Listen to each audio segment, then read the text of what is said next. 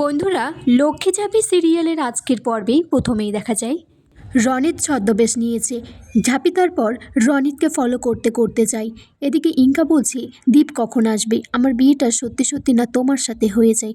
তখন সেই ছেলেটি বলছে, ইনকা তুমি তো দেখতেও সুন্দর, আবার পয়সা আলা আছো, তুমি আমাকেই বরঞ্চ বিয়ে করে নাও, দীপের জন্য আর অপেক্ষা করো না। তখন কেউ একজন এসে খবর দিচ্ছে দীপ আসছে।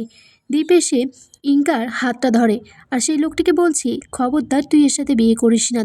দীপ সেই ছেলেটার কলার ধরলে ছেলেটা বলছে, দীপ তোকে আমি জাস্ট এখানে নিমন্ত্রণ করেছিলাম খেতে আসার জন্য, আর তুই আমাকে এসে আমার বিয়েটাই পণ্ড করে দিলি।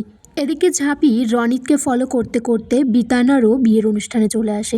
এসে দেখছে দীপ ওর সাথে ধস্তাধস্তি করে মারামারি করছে। তখন বলছে ও ওই জন্য আজকে তাড়াতাড়ি করে বাড়ি থেকে বেরিয়েছিল এখানে আসার জন্য। ঝাঁপি তখন বলছে, ভালোই হয়েছে, মা চারা লক্ষ্মীও এটাই চাই, এদের দুজনের মুখোশ আমি এই বিয়ের আসরেই টেনে ছিঁড়ে ফেলে দেব। ইনকা তখন দীপকে বলছে, তুমি এটা কি করলে, তুমি আমার বিয়েটাই পণ্ড করে দিলে, এবার তো আমি লগ্নভ্রষ্টা হব। ইনকা দীপকে বলছে, আমি তো নতুন করে জীবন শুরু করতে চেয়েছিলাম তোমার জীবন থেকে সরে এসে, কিন্তু না, তুমি সেখানেও আমাকে শান্তিতে থাকতে দিলে না।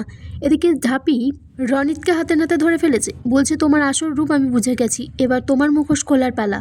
এদিকে ইঙ্কা বলছে, এই বিয়ের আসরে তোমার আমাকে বিয়ে করতেই হবে, আমি কিছুতেই লগ্নভ্রষ্টা হব না। তখন পাশের লোকগুলোও চেঁচামেচি করে বলছে দীপকে বিয়ে করার জন্য বাধ্য হতে। এদিকে ঝাঁপি এসেছে, বলছে ইঙ্কাকে, তুই আবারও আমার বরকে টানাটানি করছিস। তারপর রনিতকে এনে মেঝেতে ফেলেছে, বলেছে একে এর মুখোশ আমি খুলব। দীপ তারপর রনিতকে মেঝে থেকে তুলে তার মুখটা দেখে বলছে, এ তো সেই যার জন্য আমার আর ঝাঁপির বিয়েটা হয়ে গিয়েছিল। এদিকে দীপের মা ছোটকে বলে, তুই একবার ঝাঁপিকে ফোন কর, ও কোথায় আছে খোঁজ নে।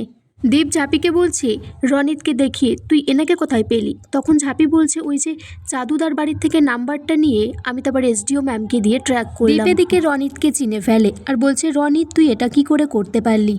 তারপর ইঙ্কার সাথে যে ছেলেটার বিয়ে হওয়ার কথা ছিল নাটক করে, সেই ছেলেটাকেও ঝাঁপি বুদ্ধি করে নিয়ে আসে এখানে। তখন ছেলেটা বলছে, আর কত মার খাবো আমি। ইঙ্কাকে বলছে, এই বিয়ে বিয়ে ড্রামা বন্ধ করো এবার। তখন ঝাঁপি দীপকে বলছে, দেখলে তো সবটা সাজানো ছিল, ইঙ্কার প্ল্যান ছিল তুমি আসবে আর তোমাকেও বিয়ে করবে।